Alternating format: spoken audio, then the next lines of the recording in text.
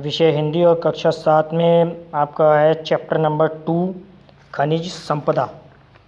खनिज आप जानते हो सोना, चांदी, हीरे और कोयला, ये सब क्या है? खनन है। ये हमारी खनिज संपदा है। ये खनन द्वारा उत्पन्न, खनन द्वारा इन्हें हम भूमि के अंदर से प्राप्त करते हैं।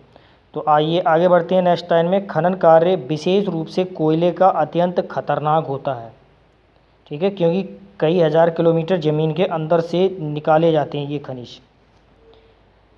खान बड़ी गहरी होती है कोयले की। भूगर्भ में कई मंजिलों में छोटा छोटा गांव सा बन जाता है। मतलब नीचे इतनी ज़्यादा खुदाई होती है, उसकी खनन होता है कि नीचे एक गांव सा बन जाता है। छोटे छोटे कई गांव से बन जाते हैं मंजिलों में, जहां शुद्ध वायु, विद्युत, प्रकाश और रेल के आने जाने का प्रबंध करना पड़ता है। नीचे ही कार्यकर्ताओं तथा श्रमिकों को प्रत्येक क्षण मृत्यु का भय रहता है। पता नहीं कब जहरीली गैसों से दम घुट जाए, या ऊपर से छत गिर जाए, या कहीं से पानी का स्रोत ही फूट पड़े और सबकी जल समाधि बन जाए। इसलिए खानों के प्रबंधकों पर सुरक्षा का बड़ा भारी उत्तरदायित्व होता है।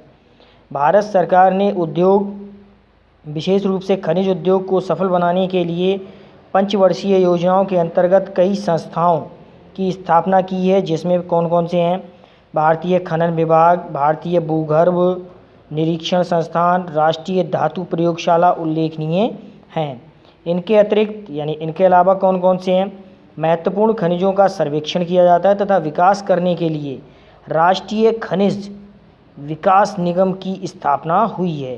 किसी भी खनिज के सही आंकड़ों के अभाव में खनिज भंडार का वास्तविक अनुमान लगाना बड़ा कठिन है, परंतु यह भी सत्य है कि उसके उत्पादन में कितनी ही मितव्ययिता बढ़ती जाए, अर्थात कितने भी कम करके पैसों को खर्च किया जाए, लेकिन फिर भी पृथ्वी का वर्तमान खनिज भंडार कभी ना कभी समाप्त तो होगा ही। भविष्य में फिर क्या होगा, ये वैज्ञानिकों के लिए कठिन समस्या है।